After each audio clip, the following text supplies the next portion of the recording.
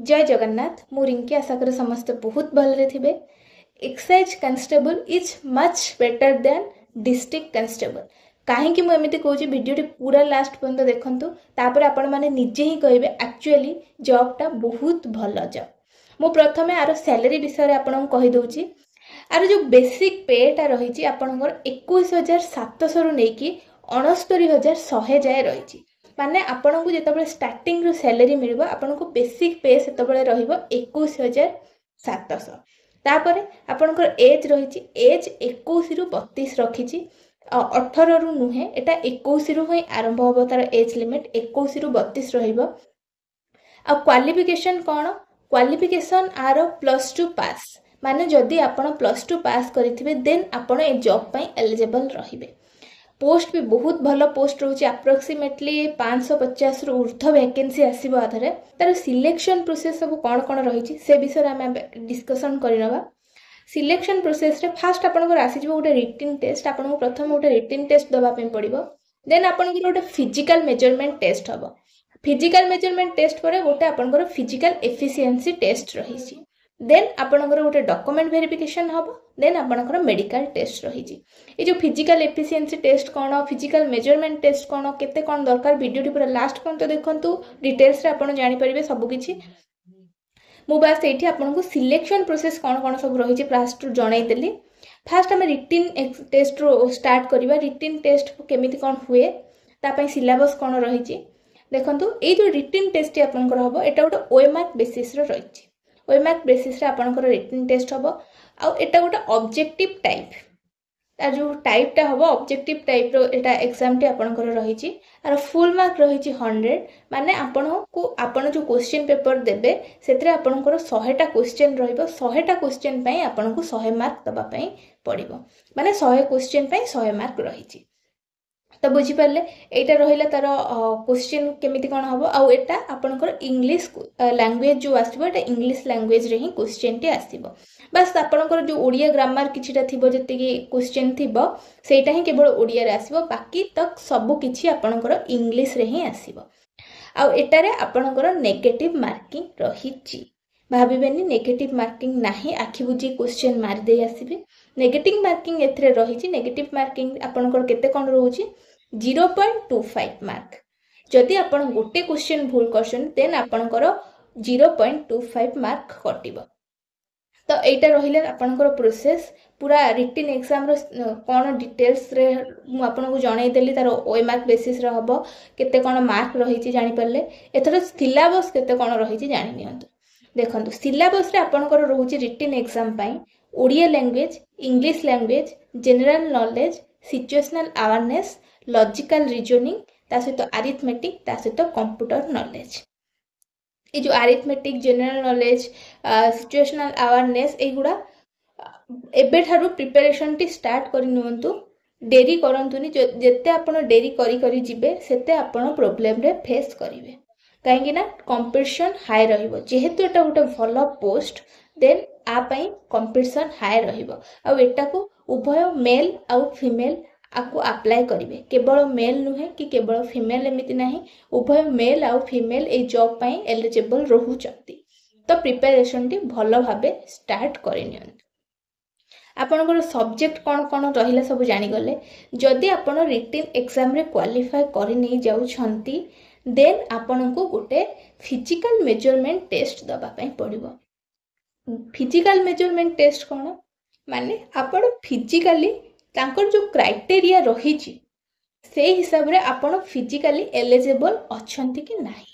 माने आपनकर height देखिबे wait देखिबे ए सब दिन से देखि कि से जानिबे आपण फिजिकली फिजिकल मेजरमेंट टेस्ट दबा पई तांको क्राइटेरिया को क्रॉस करूचंती कि नाही। देखंतु आ पई भी ते माने किछि स्पेसिफिक हाइट वेट रखिचंती।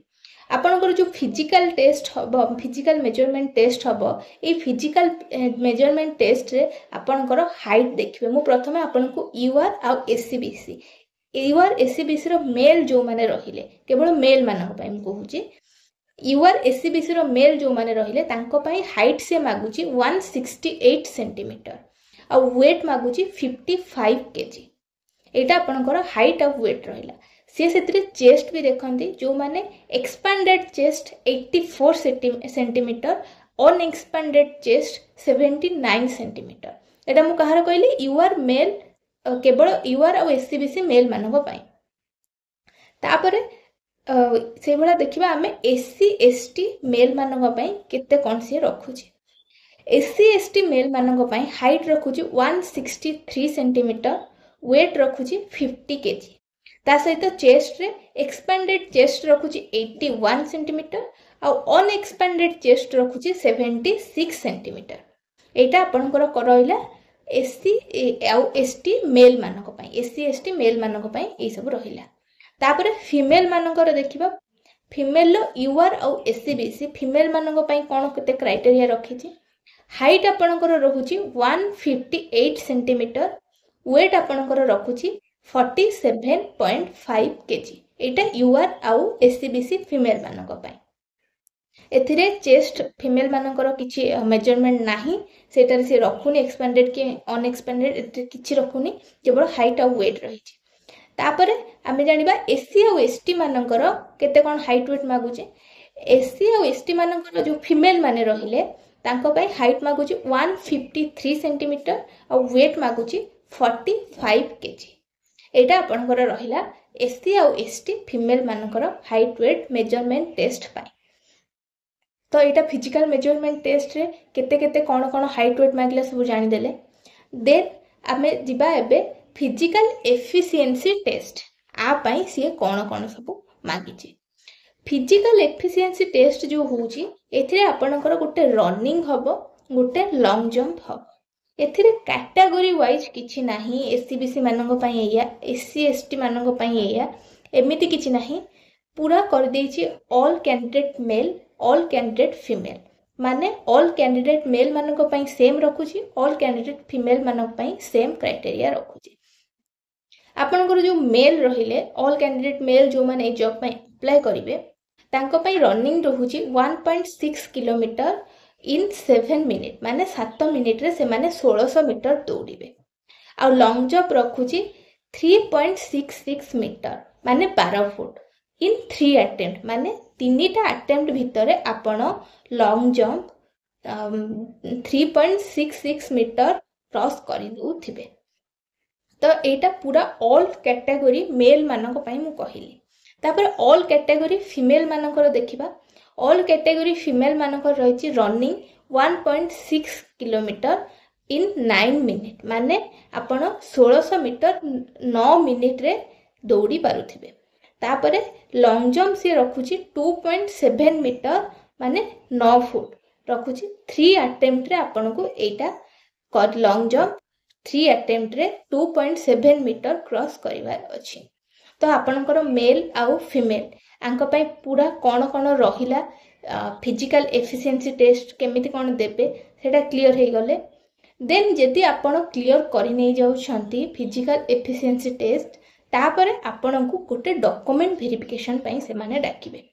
तो ए जो डॉक्यूमेंट वेरिफिकेशन हबो, डॉक्यूमेंट वेरिफिकेशन हबा परे जदि डॉक्यूमेंट आपनकर सब किछि ठीक ठीक अछि, जहा जहा तांको क्राइटेरिया रहुछि डॉक्यूमेंट जेमिति कि आपनकर को कास्ट रहिला, क्वालिफिकेशन रो सर्टिफिकेट रहिला, ए सब दिनस आपनकर डॉक्यूमेंट रे से माने देखिबे।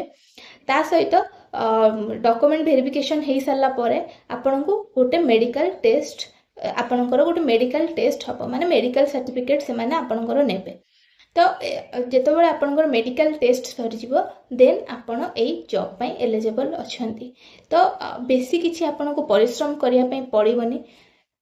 डिस्ट्रिक्ट कांस्टेबल थारो ए जो पोस्टा बहुत भलो पोस्ट रहिछि। आपण निजे भी जेतो बळे एग्जाम देबे, जेतो बळे आपण एग्जाम रे जदि पाई जानते ताहले आपण निजे ही फील करि परिबे पोस्टा केते भलो।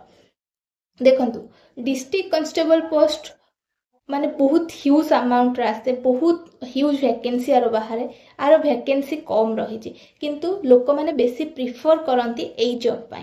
तो एक्साइज कांस्टेबल जॉब टा बहुत गोटे भलो जॉब कहंती ए डिस्ट्रिक्ट कांस्टेबल ठारो।